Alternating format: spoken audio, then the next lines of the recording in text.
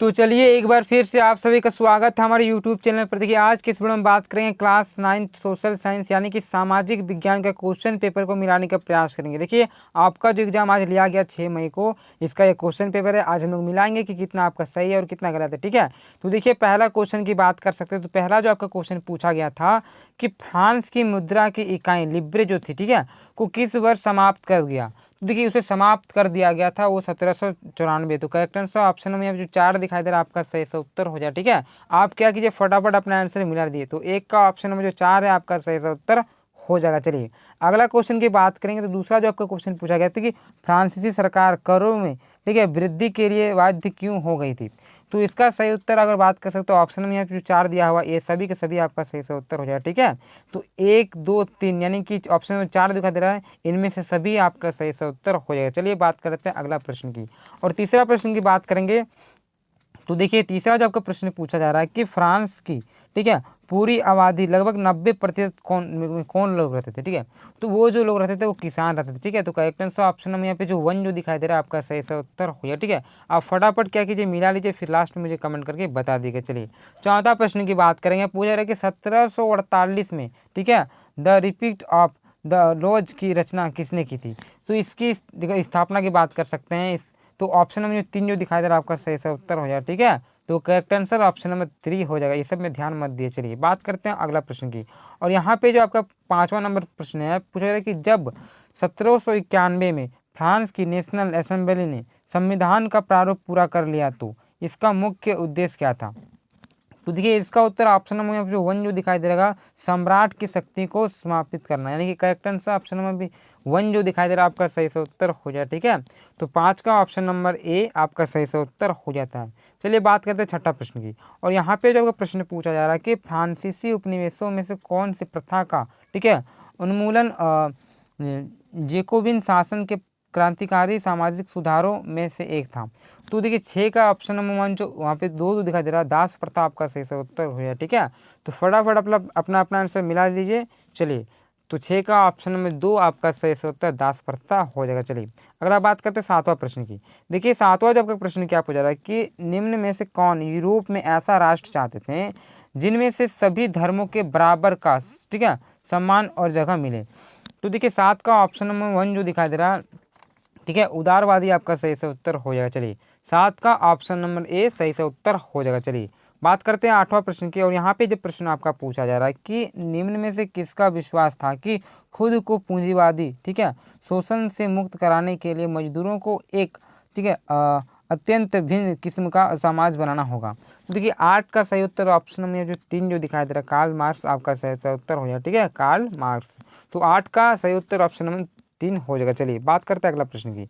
और देखिए 9वां नंबर जो प्रश्न है क्या पूछा जा रहा है कि फिनलैंड, ठीक है, और लातविया, लिथुआनिया और एस्टोनिया तथा पोलैंड के कुछ हिस्से की, ठीक है, किस साम्राज्य के अंग थे।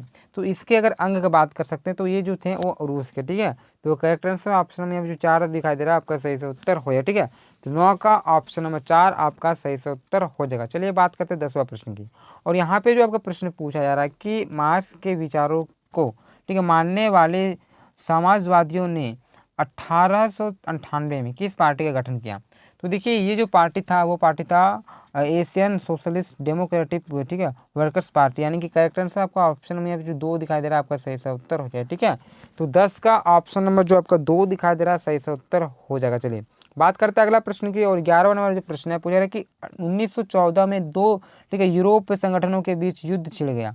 एक खेमे में जर्मनी, ऑस्ट्रिया और तुर्की थे, तो दूसरे खेमों में कौन देश थे वो आपको बताना है। तो देखिए पहला जैसे खेमे में बता गया जर्मनी, ऑस्ट्रिया, तुर्की थे, तो दूसरे खेमे में आपका फ्रांस, ब्रिटेन और रूस था। ठीक है, तो करेक्ट आंसर ऑप्शन नंबर जो 1 जो दिखाई दे रहा है आपका सही से उत्तर हो जाएगा। चलिए 11 का ऑप्शन नंबर 1 आपका सही से उत्तर होएगा। बात करते हैं 12वां प्रश्न की। और क्वेश्चन पूछा जा रहा है कि पूर्व देशांतर रेखा जो भारत की मानक, ठीक है, यामांतर रेखा मानी जाती है वो भारत के किस राज्य और शहर को गुजरती है, वो आपको बताना है। तो देखिए ये जो गुजरती है आपका ऑप्शन में जो 1 जो दिखाई दे रहा है आपका सही से उत्तर हो जाए। ठीक है, उत्तर प्रदेश, मिर्जापुर।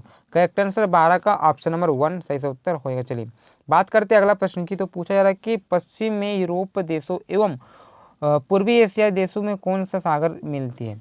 तो 13 का ऑप्शन में जो 2 दिखाई दे रहा है प्रशांत महासागर आपका सही से उत्तर हो जाएगा। ठीक है, तो 13 का ऑप्शन में 2 जो दिखाई दे रहा है प्रशांत महासागर सही से उत्तर हो जाएगा। चलिए 14वां प्रश्न पूछ रहा है कि भारत की भूमि की सीमाएं उत्तर पश्चिम में से किस देश में साथ जुड़ी हुई है? तो देखिए बात कर सकते हैं हम लोग उत्तर पश्चिम की, तो सभी को पता है पाकिस्तान और अफगानिस्तान होगा। ठीक है, तो करेक्ट आंसर आपका ऑप्शन नंबर 1 जो दिखाई दे रहा है सही से उत्तर हो जाएगा। चलिए बात करते हैं 15वां प्रश्न की। पूछा जा रहा है कि सतलुज एवं सिंधु के बीच स्थित हिमालय के भाग को किस नाम से जाना जाता है? तो ये वो जो हम जानते हैं हिमालय, ठीक है, जो ये जानते हैं हम लोग उसे जानते हैं हिमाचल हिमालय। ठीक है, तो करेक्ट आंसर ऑप्शन नंबर 1 जो दिखाई दे रहा है 1 आपका सही से उत्तर हो जाए। ठीक है, तो 15 का ऑप्शन नंबर 1। चलिए बात करते हैं 16वां प्रश्न की। पूछा जा रहा है कि पटकाई, नामा, मिजो तथा मणिपुर निम्न में से किनके नाम हैं? तो ये जो नाम है वो शहरों के नाम, सरोवर, ये पहाड़ियों के नाम है। ठीक है, तो ये जो है जो भी आप पढ़ रहे हैं, ठीक है, तो सारा का सारा क्या है वो पहाड़ी है। तो 16 का ऑप्शन नंबर जो 4 दिखाई दे रहा है आपका सही से उत्तर हो जाए। ठीक है, अब बात करते हैं 17वां प्रश्न की। तो देखिए 17वां जो आपका प्रश्न क्या पूछा जा रहा है कि भारत का उत्तरी मैदानों जो जड़ोल मृदा से बनी है उसका निर्माण किस नदी के द्वारा हुआ है? वो सिंधु, गंगा और ब्रह्मपुत्र। यानी 17 का ऑप्शन में यहाँ पे जो 3 जो दिखाई दे रहा है आपका सही से उत्तर हो जाएगा। चलिए अगला बात करेंगे 18वां नंबर प्रश्न की, और यहाँ पे क्या प्रश्न पूछा जा रहा है कि किस कारणों से भारत को, ठीक है, उत्तरी मैदान कृषि की दृष्टि से सर्वाधिक उत्पादन क्षेत्र माना जाता है? तो 18 का ऑप्शन में जो 4 दिखाई दे रहा है इनमें से सभी कारण आपके सही से उत्तर हो जाए। ठीक है, 1 2 3 ये सभी के सभी आपका सही से उत्तर हो जाएगा। चलिए फटाफट मिला लीजिए। इसके बाद आप लोग हिंदी का अगर नहीं मिलाए हैं, अगर साइंस का नहीं मिलाए, इंग्लिश का मिला लिए, तो आप क्या कीजिए साइंस का और हिंदी का और इंग्लिश का मिला लीजिए, क्योंकि मैं चैनल में बना दिया हूँ वीडियो। ठीक है, चलिए क्या पूछा जा रहा है 19वां में कि मानसरोवर झील किस देश में स्थित है? तो हम सभी जानते हैं जो मानसरोवर है वो तिब्बत में। कहाँ पे? तिब्बत में। तो ऑप्शन नंबर जो 2 दिखाई दे रहा है आपका सही से उत्तर हो जाता है। ठीक है, चलिए बात करते हैं 20वां प्रश्न की। तो यहाँ पे पूछा रहा है कि सतलुज, ब्यास, रावी, ठीक है, चेनाब तथा झेलम आपस में मिलकर पाकिस्तान में, ठीक है, मिठानकोट के पास किस नदी में मिल जाती है? तो देखिए 20 का ऑप्शन में जो आपका 2 जो दिखाता है सिंधु आपका सही से उत्तर हो जाएगा। ठीक है, तो 20 का ऑप्शन में 2 सिंधु आपका सही से उत्तर हो जाएगा। चलिए 21 का बात करेंगे। पूछा रहा है कि कश्मीर घाटी का, ठीक है, एक प्रसिद्ध झील कौन सा है? तो वो जो थी डल झील है। ठीक है, तो देखिए डल जो झील है वो आपका कश्मीर घाटी में। तो करेक्ट आंसर ऑप्शन नंबर 1 जो दिखाई दे रहा है आपका सही से उत्तर हो जाएगा। चलिए बात करते हैं 22वां प्रश्न की। पूछा जा रहा है कि झीलों के निर्माण से क्या लाभ होता है? तो लाभ की बात कर सकते हैं तो ये सभी के सभी आपके लाभ हो जाएंगे। ठीक है, विद्युत उत्पादन से लेकर छल की जो वहाँ के जलवायु हैं, ठीक है, प्राकृतिक हैं, तो पर्यटन वगैरह होते हैं, सारा का सारा आपका सही से उत्तर हो जाता है। यानी कि 22 का ऑप्शन नंबर जो 4 जो दिखाई दे रहा है 4 इनमें से सभी आपका सही से उत्तर हो जाएगा। चलिए 23वां प्रश्न कह रहा है कि निम्न में से शासन एक ऐसा रूप है, ठीक है, जिसमें शासकों का चुनाव लोग करते हैं? तो देखिए इसमें करते हैं लोकतंत्र में। ठीक है, तो इसका ऑप्शन नंबर 1 जो दिखाई दे रहा है लोकतंत्र आपका सही से उत्तर हो जाएगा। ठीक है, 23 का ऑप्शन नंबर 1। चलिए 24वां प्रश्न पूछा है कि वर्ष 2002 में पाकिस्तान के किस राष्ट्रपति के द्वारा, ठीक है, लीगन फ्रेमवर्क आर्डर के जरिए वहाँ के संविधान को बदल दिया गया? तो देखिए 24 का बात कर सकते हो तो ऑप्शन में यहाँ पे जो 3 जो दिखाया परवेज, ठीक है, मुशर्रफ आपका सही से उत्तर हो जाएगा। ठीक है, तो 24 का ऑप्शन में यहाँ पे जो 3 जो दिखाई दे रहा है आपका सही से उत्तर हो जाएगा। चलिए 25वां प्रश्न की बात करेंगे। यहाँ पे क्या पूछा जा रहा है कि लोकतंत्र के विपक्ष में दिया गया एक तर्क निम्न में से कौन है? तो 25 का ऑप्शन नंबर जो 2 दिखाई दे रहा है, ठीक है, इनमें अनुत्तरदायी शासन पाया जाता है। तो 25 का ऑप्शन नंबर जो 2 दिखाई दे रहा है आपका सही से उत्तर हो जाएगा। चलिए 26वां प्रश्न की बात करेंगे। यहाँ पूछा जा रहा है कि लोकतंत्र में किसी समस्या के समाधान में किसकी भूमिका अधिक महत्वपूर्ण होती है? तो देखिए 26 का ऑप्शन नंबर जो 4 दिखाई दे रहा है आपका ये सभी के सभी हो जाएंगे। ठीक है, मीडिया भी होगा, तराजू दल भी होगा और विपक्षी दल भी होगा। जो सत्तारूढ़ जो दल है चाहे विपक्षी हो चाहे मीडिया है सभी के सभी होंगे। ठीक है, तो करेक्ट आंसर ऑप्शन नंबर 4 दिखाई दे रहा है सही उत्तर हो जाएगा। चलिए बात करते हैं अगला प्रश्न की। और देखिए 27वां प्रश्न क्या पूछा जा रहा है कि आज की दुनिया में लोकतांत्रिक शासन व्यवस्था का सबसे आम रूप है? तो 27 का ऑप्शन नंबर बात कर सकते हैं ये सभी के सभी में से, तो ऑप्शन नंबर जो 1 जो दिखाई दे रहा है, ठीक है, 1 आपका सही से उत्तर हो जाएगा। ठीक है, तो 27 का ऑप्शन नंबर 1 आपका सही से उत्तर हो जाएगा। चलिए बात करते हैं 28वां प्रश्न की। पूछा जा रहा है कि नेल्सन मंडेला है वो दक्षिण अफ्रीका की सबसे, ठीक है, भयावह जेल में 28 वर्षों तक रखा, ठीक है, रहना पड़ा। वह जेल किस द्वीप में स्थित था? वो आपको जेल का नाम बताना है। देखिए वो जो था आपका रोबेन झील द्वीप में। ठीक है, द्वीप पूछा गया तो ऑप्शन नंबर 4 जो दिखा दे रहा है आपका सही से उत्तर हो जाएगा। ठीक है, ऑप्शन नंबर 4। चलिए बात करते हैं अगला प्रश्न की। और देखिए 29वां नंबर प्रश्न क्या पूछा जा रहा है कि दक्षिण अफ्रीका में रंगभेद के खिलाफ, ठीक है, खिलाफ जब जनता के संघर्ष और विरोध बढ़ने लगा तो वहाँ की सरकार ने अपनी नीतियों में क्या बदलाव शुरू किया। तो 29 का ऑप्शन में जो चार्ट दिखाई दे रहा है ये सभी के सभी आपका सही से उत्तर हो जाएगा। ठीक है, इन चारों ऑप्शनों को आप पढ़ लीजिए बढ़िया से। इसका सही उत्तर आपका ऑप्शन जो चार्ट दिखाई दे रहे सभी आपका सही से उत्तर हो जाएगा। ठीक है, चलिए बात करते हैं अगला प्रश्न की। तीसरा प्रश्न पूछा जा रहा है कि लोकतांत्रिक शासन वाले देश में किसका होना जरूरी माना जाता है। तो देखिए वो संविधान का होना जरूरी माना जाता है। ठीक है, कॉन्स्टिट्यूशन आपका रहना चाहिए। तो ऑप्शन नंबर जो वहाँ से 2 जो दिखाई दे रहा है आपका सही से उत्तर हो जाएगा। ठीक है, तो 30 का ऑप्शन नंबर 2। चलिए बात करते हैं 31वां नंबर प्रश्न की। और यहाँ पे क्या क्वेश्चन पूछा रहा है कि भारत देश में किस आधार पर हुए बंटवारे को की विभीषिका झेली थी। तो देखिए अगर बात कर सकते हैं वो जाति व्यक्ति जो हुई है, तो लेकिन धर्म आपका मैन हो जाता है। ठीक है, जो भारत और पाकिस्तान का विभाजन हुआ था मैन रीजन था जाति धर्म वगैरह का, हिंदू मुसलमान का। तो 31 का ऑप्शन नंबर यहाँ पे जो 1 जो दिखाई दे रहा है आपका सही सा उत्तर हो जाएगा। ठीक है, 31 का ऑप्शन नंबर 1। चलिए बात करते हैं 32वां प्रश्न की। पूछा जा रहा है कि संविधान प्रमुख रूप से क्या काम करता है। तो संविधान का बात कर सकते हैं काम की, तो ये सभी के सभी आपके सही से उत्तर हो जाएगा। ठीक है, तो इसी प्रकार 32 का ऑप्शन में जो 4 दिखाई दे रहे सभी आपका सही से उत्तर हो जाएगा। चलिए अगला प्रश्न की बात करेंगे। और यहाँ पे जो 33वां प्रश्न पे रहा कि पालमपुर के निकटतम बड़े गांव का नाम क्या था। तो वो जो आप सभी को पता है, अगर बात करें 33 का, तो ऑप्शन नंबर जो 1 जो दिखाई दे रहा रायगंज आपका सही से उत्तर हो जाएगा। ठीक है, तो 33 का ऑप्शन नंबर 1 सही से उत्तर हो जाएगा। चलिए बात करते हैं 34वां प्रश्न की। पूछ रहा है कि भूमि मापने की मानक इकाई क्या है। तो इसका उत्तर ऑप्शन जो यहाँ पे जो 3 जो दिखाई दे रहा है हेक्टेयर आपका सही से उत्तर हो जाए। ठीक है, तो आपका 34 का ऑप्शन में जो 3 जो दिखाई दे रहा है आपका सही से उत्तर 3 हो जाएगा। चलिए बात करते हैं अगला प्रश्न की। 35वां प्रश्न पूछा जा रहा है कि भारत के गाँवों में उत्पादन की प्रमुख गतिविधियाँ क्या है।